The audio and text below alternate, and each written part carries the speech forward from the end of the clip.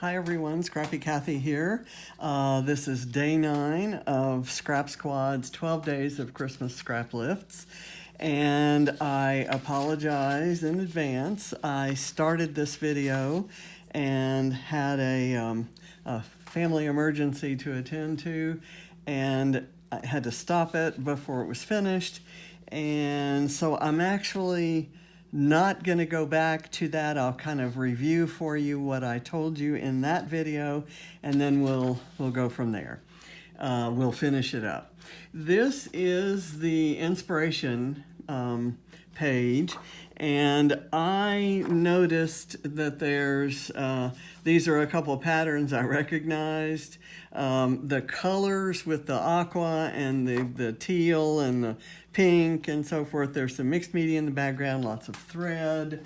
I'm probably I don't have any of these pattern papers, but I pulled from that collection, which is Holly Jolly Christmas by Bella Blvd. And I've got quite a few of the papers there. I'm probably going to pull a couple scraps in a minute to do these little side pieces, and somewhere I probably have these little labels on a sticker sheet, but I couldn't find it, so we'll wing it without that. What I do have are these chipboard embellishments, I think from their Mombi chips from Me and My Big Ideas, or Mombi, and they have, that was kind of the inspiration for actually picking that Holly Jolly Christmas. They have that kind of lime green, the bright red, the pink, and the aqua in them, and I thought I would use those. So what I did in the first video is I told you about the fact that I cut my letters from a font, or on my silhouette, from a font that does, if you use the capital letters, uppercase, you get just a solid letter. If you do the lowercase, you get the outline, so it makes kind of a cut file. And in this case, it actually welded the O to the H, which kind of surprised me because I didn't take any specific actions. But anyway, I cut it on cardstock that I had never cut on before. I thought it would be great. It's kind of a medium to heavy weight. It's smooth and it's really wonderful for it's really wonderful for scrapping on. And so I don't remember the brand. I think I ordered it in bulk a while back, and that's kind of what I'm down to now. So these I'm going to lift this one up. So these came out rough. Even though I went through with my craft knife and kind of cut it out, there was a lot of paper that was torn and left on the mat.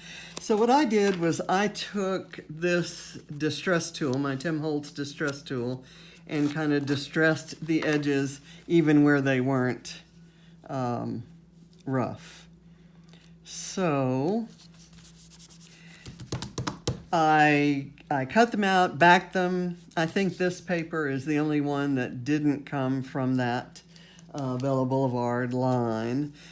This is a picture of Katie and Barrett visiting Santa when they visited us in the Woodlands in Texas back in 2005. Barrett was just a little over a year old. Katie was 3, getting ready to be 4, yes. And so I've already adhered the HoHoHo. As you saw when I pulled this one up, I have foam on the back, so it kind of props it up, gives me an opportunity to tuck things under or to glue things over. In this case, I've actually glued this tree over, but thankfully I glued it on the with the paper, the backing paper still on. To be honest, I didn't know it had backing paper, and I think I'm going to prefer tucking it under.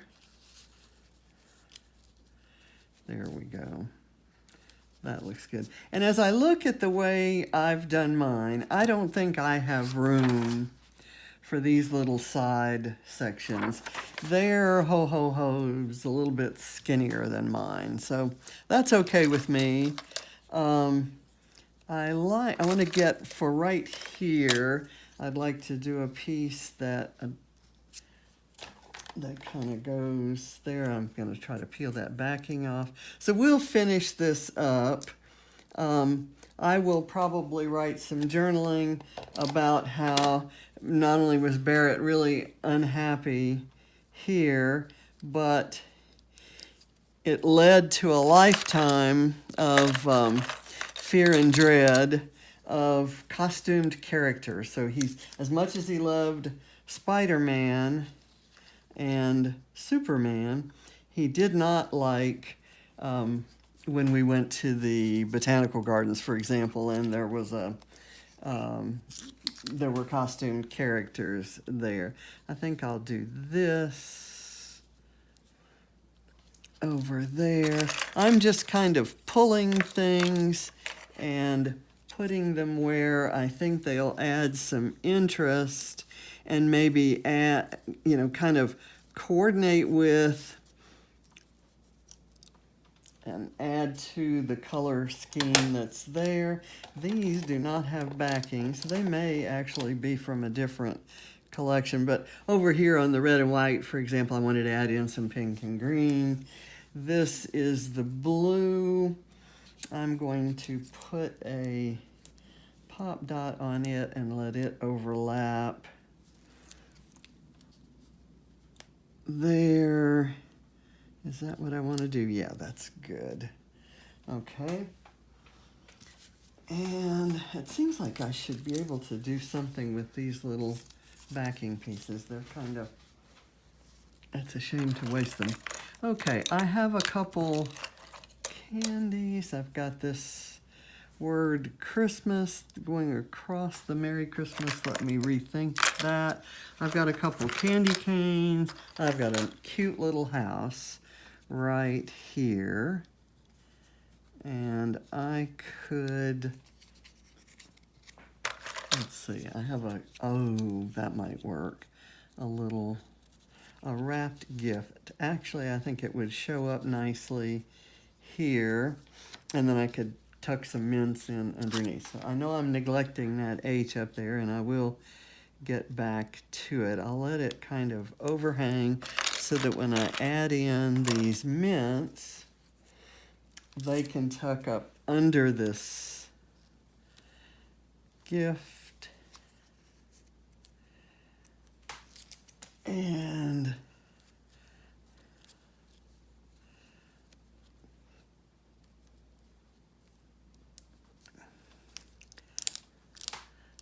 that works. I may reinforce that adhesion there with some clear glue or some liquid glue. I've got these.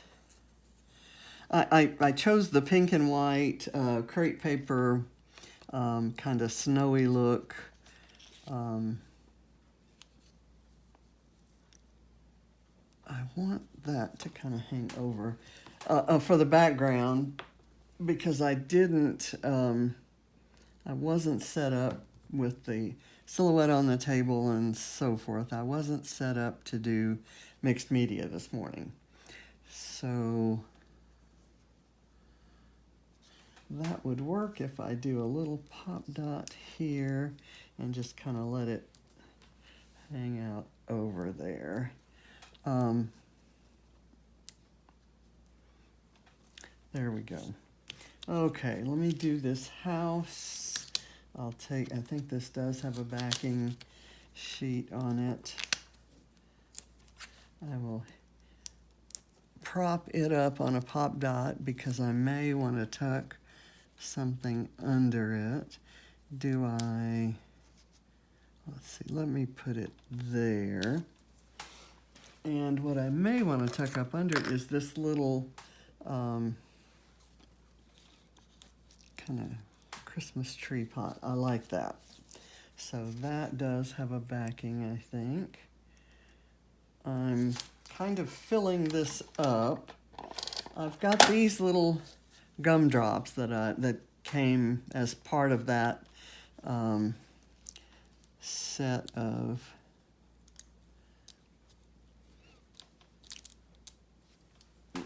chipboard embellishments, and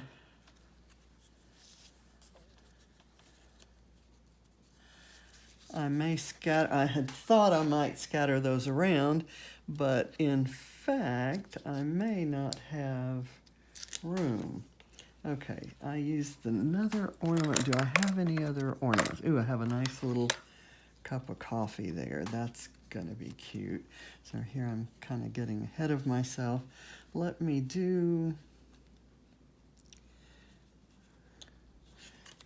this. I'm not sure that would stick. I think I like it better up here near the try to grasp it with my tweezers and kind of get it there. Okay, that makes kind of a cluster there. Let me see what we have. I have another mint that could maybe go right in here, and I'm kind of at the point where I'm putting things in for, again, for color.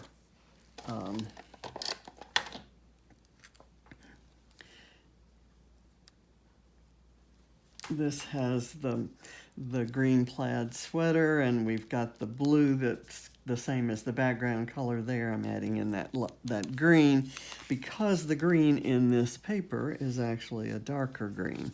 Okay, I like this strip across here kind of hanging over. I kind of like the idea of this coffee cup being tucked underneath. I'll do that, and then I'll look for something else to fit on top. I had lots and lots of chipboard,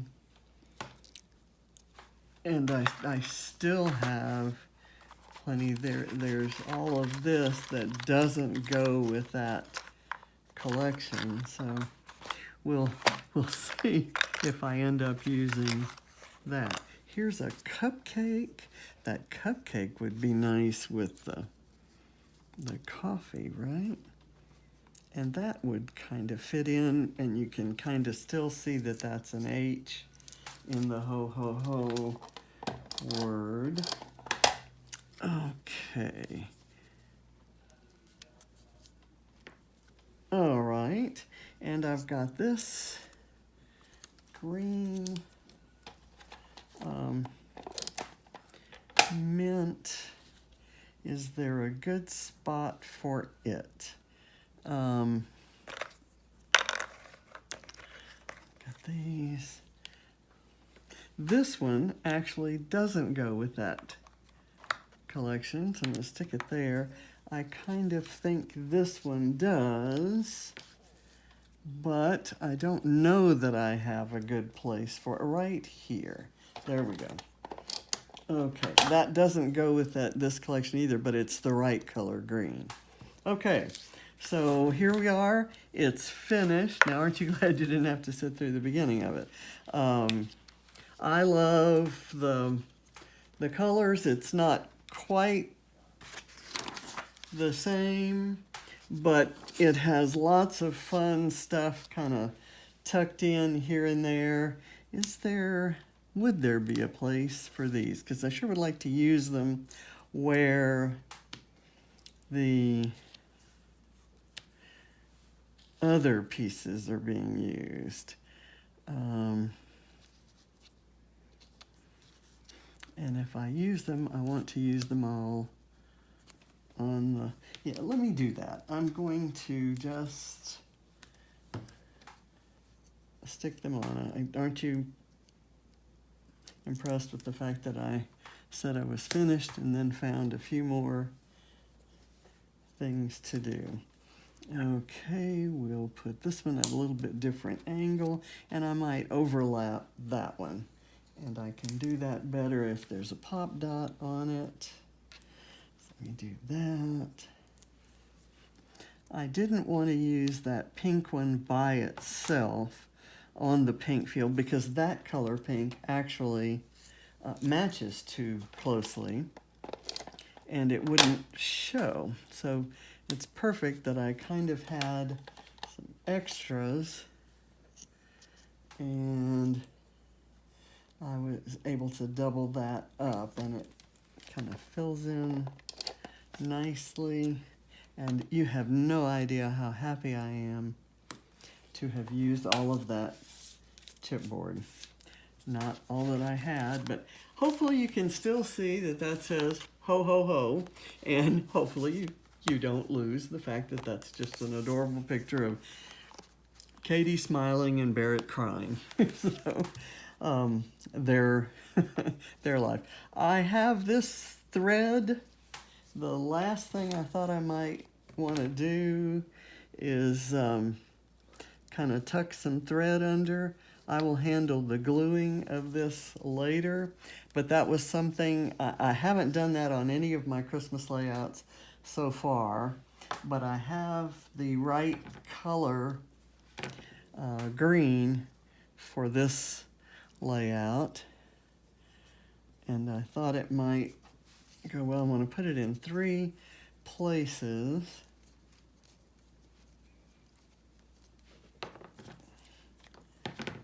Just kind of tangle it up. And I thought I'd tuck it in under there. Okay, like I said, I'll glue that down and get this photograph out there. In the meantime, I think I'll call the layout done. And I've got my wire to my silhouette there in the photo. Bye everyone. Check out Scrap Squad and check out how wonderful their lifts are for this event. It's just been so much fun. Bye.